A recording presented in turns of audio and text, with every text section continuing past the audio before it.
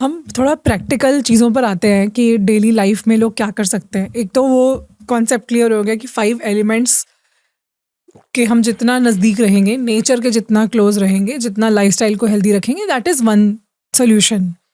इसके अलावा कोई डेली प्रैक्टिसेस, कोई रिचुअल्स, हैबिट्स, रूटीन इस तरह का कुछ है ताकि लोग ज़्यादा टाइम तक यंग रहें, एजिंग डिले कर सकें, लॉन्जिविटी मिल सके, बीमारियों से बच सके, डिसऑर्डर से बच सके।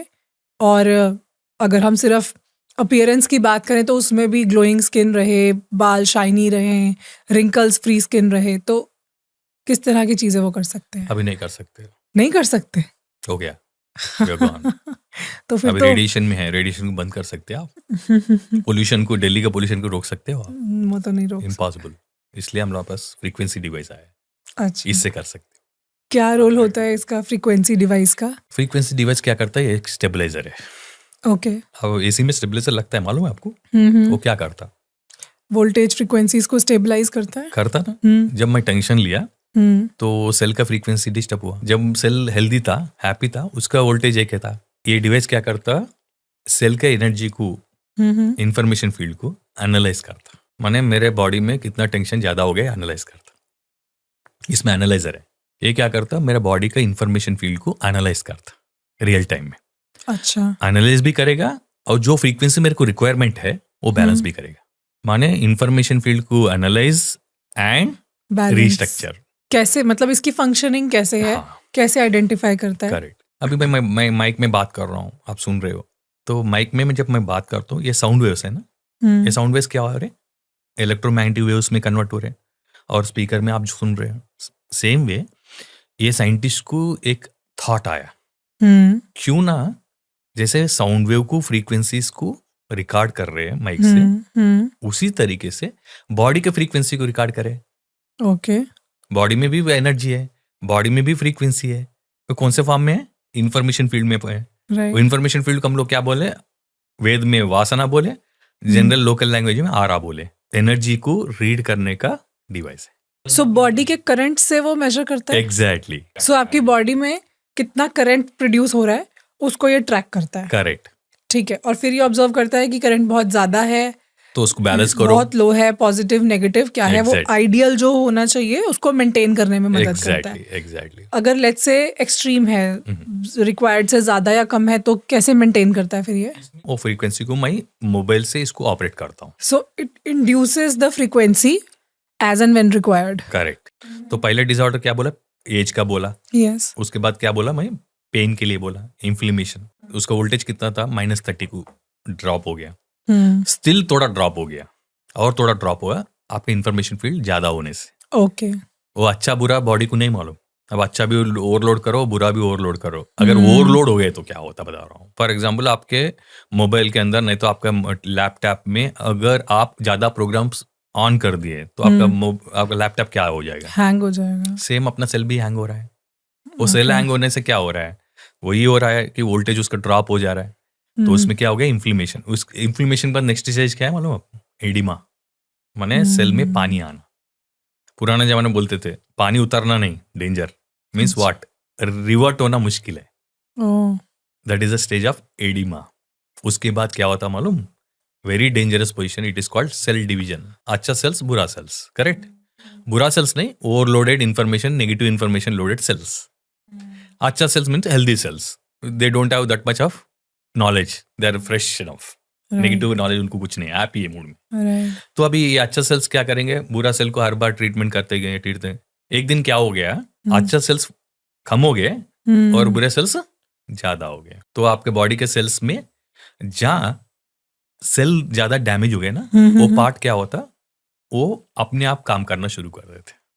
अच्छा। उनका लॉ एंड ऑर्डर अलग हो जाता है।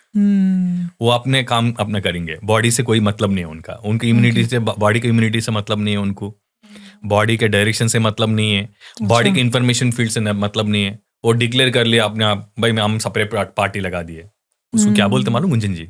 क्या आंसर? मैं ये पूछना चाह रही थी, वही जो ऑटो इम्यून डिसीजेस को लीड करता है, वो इसी तरह के सेल्स होते हैं जो अपनी बॉडी को डैमेज करना शुरू कर देते हैं। डिसऑर्डर में जो होता है ये वो रेप्लिकेट होना शुरू हो जाते हैं, नेगेटिव सेल्स, नेगेटिव सेल्स अपना काम शुरू कर देते हैं, वो एक ग्रुप बना लेते हैं, जिसे कैंसर कहते हैं हम। उनको उनका अच्छा खून ले लेंगे अपने बॉडी से, अपना काम अपना शुरू कर दो भाई, अपने बॉडी का नहीं सुनेंगे, हम अपने से ग्रो हो जाएंगे। अच्छा एक काम करेंगे, हम लोग ग्रो भी होंगे, हम आपके एरिया को भी कवर करेंगे। आप ग्रो होना जब शुरू होता उसको कार्सिनोजेनिक सेल्स बोलते हैं, फर्स्ट स्टेज ऑफ कैंसर। जब ग्रो होने के बाद वो जब टिश्यू में इफेक्ट होके बॉडी में सर्कुलेट होना शुरू हो गया, फर्स्ट फेज क्या बोलते हैं, मैलिग्नेंसी, ऑर्गन्स को इफेक्ट होना, नहीं तो टिश्यू को डैमेज करना, वो फेज में। और जब मल्टीपल ऑर्गन इन्वॉल्व हो गए और आपका बोन ब्लड में वो उसका पूरा कल्चर दिख रहा है एंड स्प्रेडिंग ज्यादा कुछ हो गया है, उसको बोलते हैं metastasis. Is a final stage of cancer. Metastasis में क्या होता बताइए, क्योंकि आपका सिस्टम को पूरा डैमेज भी कर दिया और आपके सिस्टम को काम करने से बेसिकली हैकिंग हो गई, पूरा सिस्टम हैक हो गया, पूरा सॉफ्टवेयर को हैक कर दिया। सो इन सब चीजों की प्रिवेंशन वही है कि राइट स्टेज यानी कि फर्स्ट स्टेप पे ही जैसे ही आपकी फ्रीक्वेंसीज बिगड़ने लगे वहीं पर उसको कंट्रोल कर लिया जाए। एग्जैक्टली ठीक है sir, you are wearing this device so you know about your energy frequencies. क्या हमारी ऑडियंस या अभी मैं जिनके पास फिलहाल ये डिवाइस नहीं है, क्या हम अपनी एनर्जी को अंडरस्टैंड कर सकते हैं कि राइट नाउ हम एक इक्विलिब्रियम में हैं या फिर डिस्टर्ब्ड एनर्जीज हैं? Is there a way? Actually energy practitioner only can do this. Okay.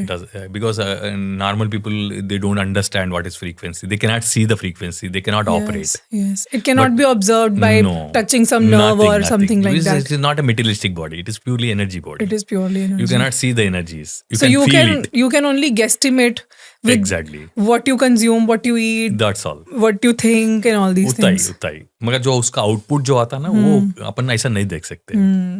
अरे कि आ रहा वो मशीन सब बोलते हैं, मैं वो भी मशीन को, मैं ज्यादा मशीन को देखा हूँ दुनिया में, मगर वो जब बताते हैं वो आपको एक लेयर बताते हैं, वो एक पिक्चराइज बताते हैं। That is not the one.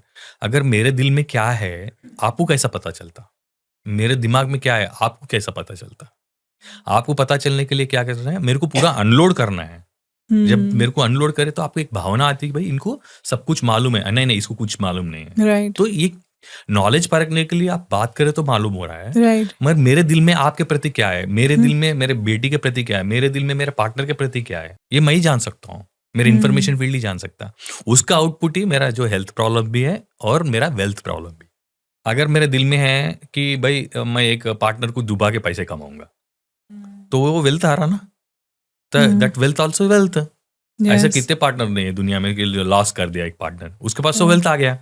और यही कोई अच्छा चाहता है अगर कि चलो दोनों मिलके मेहनत करेंगे और प्रॉफिट बनाएंगे, तो वहां से भी वेल्थ आ रहा है, मगर वो एक पॉजिटिव वे में आ रहा है। ये नेगेटिव वे में होने के लिए और एक भी कारण है, जैसे मैं कार्मिक अकाउंट बताया, वो छोड़ के और भी कारण है। जो हम जो पोल्यूशन बोल रहे हैं, रेडिएशन बोल रहे हैं, टेंशन बोल रहे हैं, ये सब क्या कर रहे हैं? अपने सोच विचार को, वाइब्रेशंस को कम कर रहे हैं, रिड्यूस कर रहे हैं, अपने फ्रीक्वेंसी को डिस्टर्ब कर रहे हैं। उससे अपना अगर फ्रीक्वेंसी डिस्टर्ब हो गया, आपका इन्फॉर्मेशन फील्ड ही पॉजिटिव नहीं है, तो आप सामने वाले को पॉजिटिव क्या देंगे? Thank you so much for watching this clip. इस पूरे एपिसोड में ना हमने एनर्जीज और वाइब्रेशंस के बारे में बहुत सी ऐसी चीज़ें डिस्कस की हैं जो आपके बहुत काम आ सकती हैं। तो इस पूरे एपिसोड को सुनने के लिए आप डिस्क्रिप्शन में दिए गए लिंक पर विजिट कर सकते हैं।